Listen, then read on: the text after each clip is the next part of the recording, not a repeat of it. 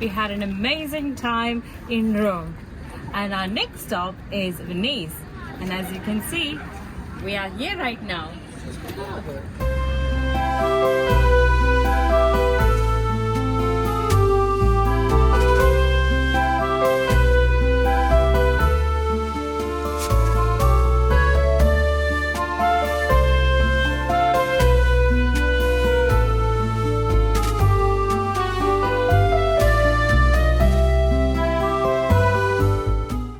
We took the train from Rome to Venice. It was about a 3-hour journey and a direct route. The ride was really enjoyable and we had our own seats, which made it super comfortable. You can buy your tickets either at railway station or online. We booked ours online, which was quick and easy.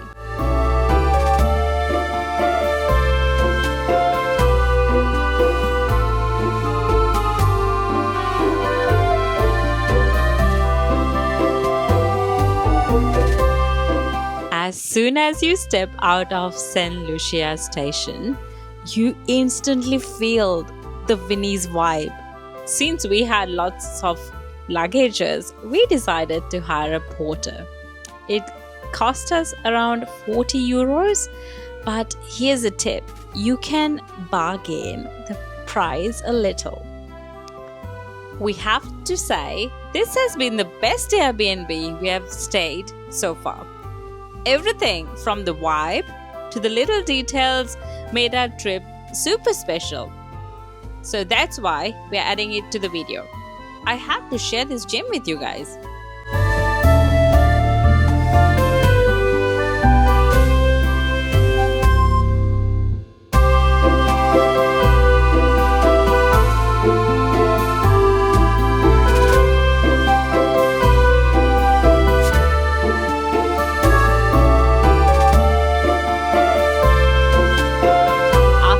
Dropped up bags, we headed straight back to the water taxi port.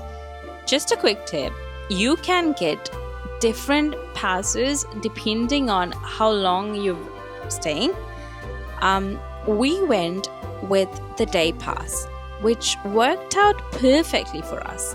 Also, be mindful of the tide levels, especially when you're starting out. Venice tide can affect water taxi routes and boarding points. So always check ahead to avoid surprises.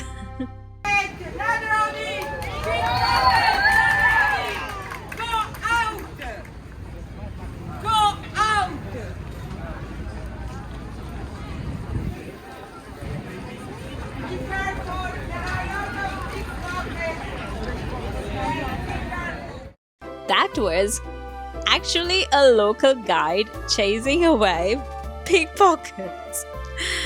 It's something to be mindful all around Europe. You really have to watch your belongings.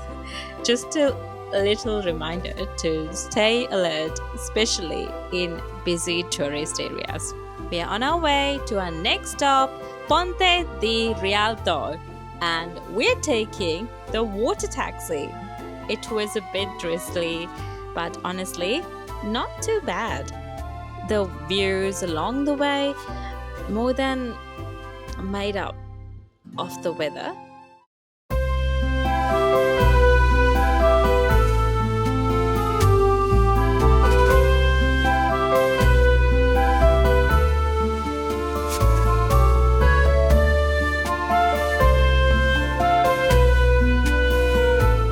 Rialto Bridge, Venice's oldest and most iconic crossing over the Grand Canal. This was built in the late 1500s. This stunning stone bridge was once the city's main marketplace and remains a bustling hub today. Hey guys, we are at the Rialto Bridge right now. It's beautiful, but it's raining right now, but that's all good. Check this view out.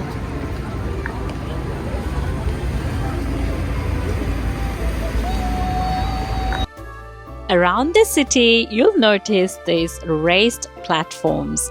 They're called passerelle.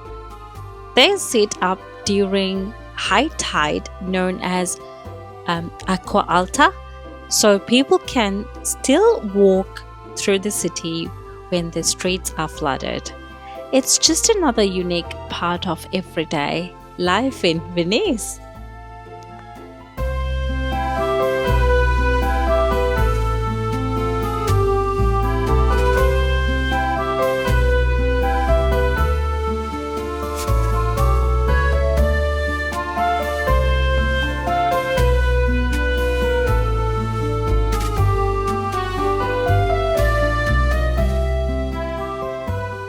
Next, we made our way to the iconic St. Mark's Basilica.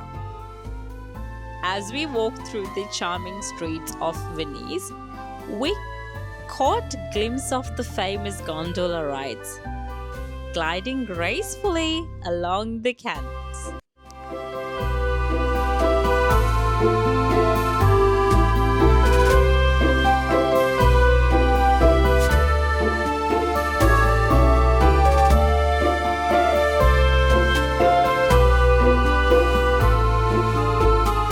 As we approached the Basilica, we couldn't help but notice the bell tower, St. Mark's Campanile, leaning ever so slightly. It instantly brought back memories of our visit to the Leaning Tower of Pisa. If you haven't seen our Pisa Tower yet, we'll leave the link up in the top left corner. Make sure to go check it out.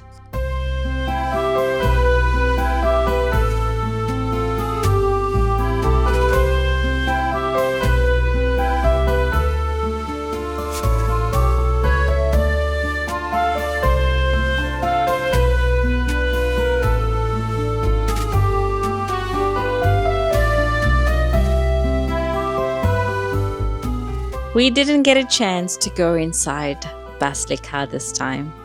The line was really long.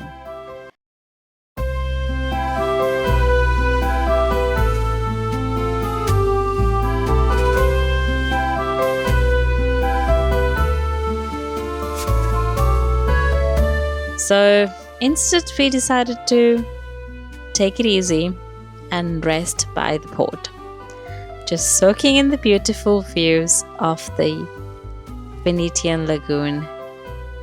Sometimes these quiet moments become the most memorable parts of the journey. Next up, one of the most awaited moments on our Venice bucket list, the iconic gondola ride.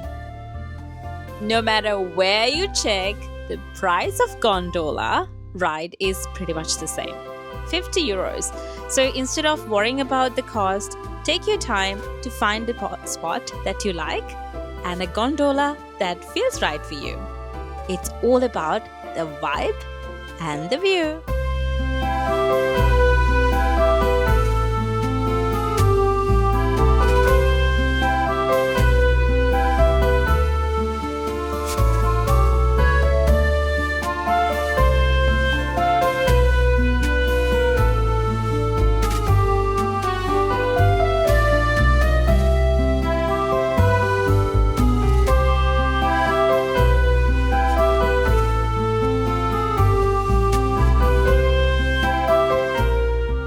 We were so excited for this experience. Gliding through the narrow canals, under beautiful bridges and past centuries-old buildings, it truly felt like a dream come true.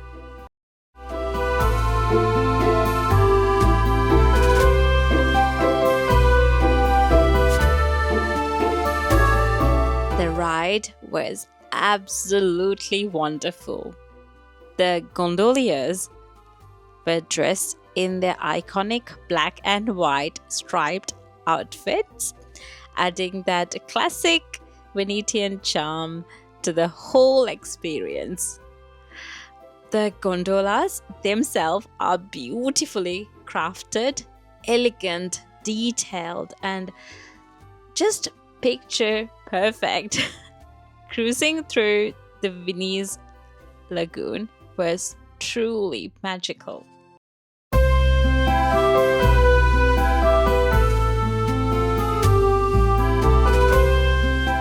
However, we did notice that in few spots there was a slight odor from the lagoon, but honestly, it wasn't a big deal.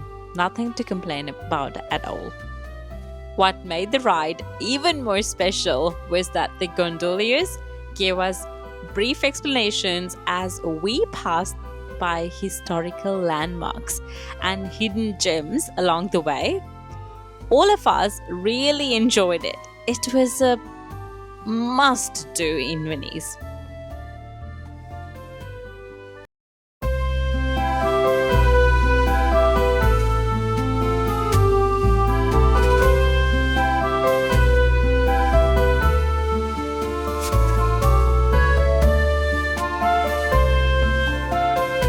After that unforgettable gondola ride, we headed to a local supermarket to grab some groceries. We picked up a few fresh ingredients to cook our own dinner. Something simple and homely. Then it was back to our Airbnb to wind down and enjoy a quiet evening together.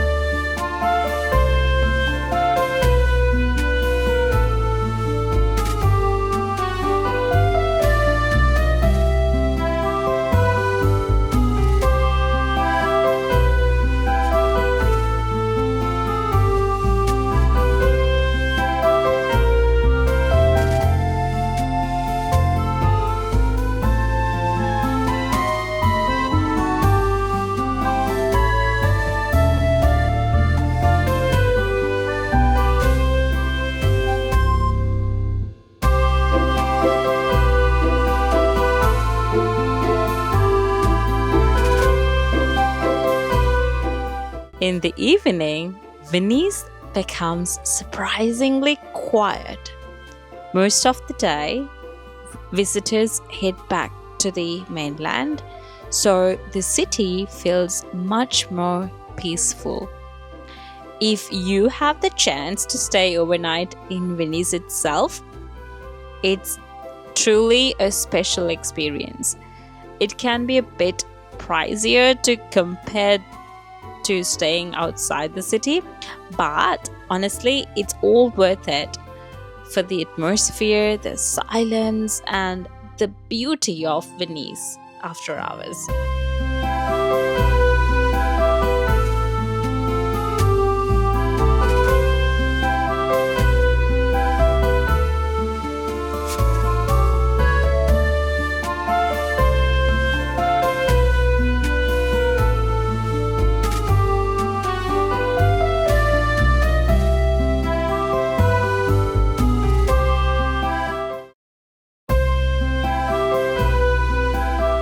We in this station to travel to Padua. Since no vehicles are allowed in Venice, we first had to get to Mestre train station. From there, our cousin picked us up and drove us to Padua.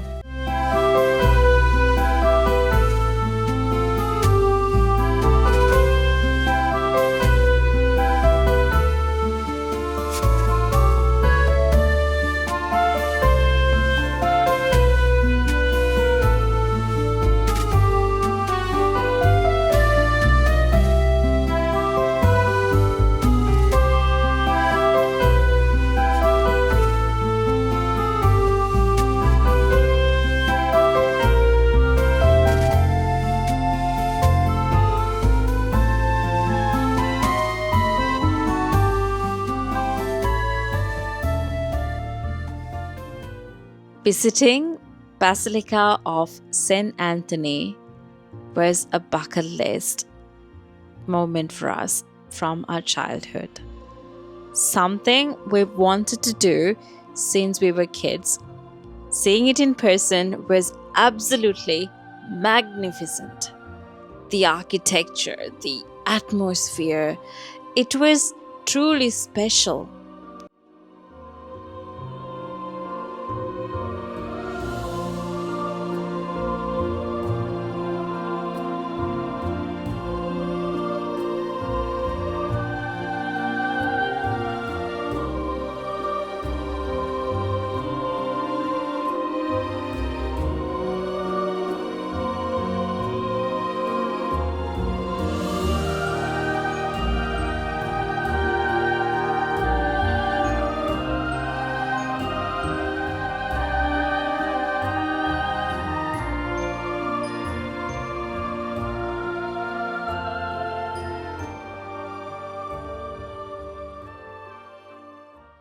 After spending some time there, we headed back to our cousin's place to relax and catch up.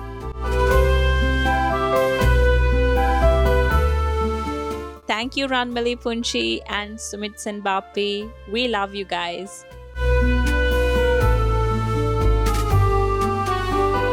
Alright, guys, that's the end of this video. We hope you enjoyed exploring Venice with us. If you haven't already subscribed to our channel, please do subscribe to our channel and leave us a comment of what you think of our video. It really means a lot to us and helps us creating more. And stay tuned, our next stop is going to be amazing. Thank you so much once again for watching, and we'll see you in the next one. Bye.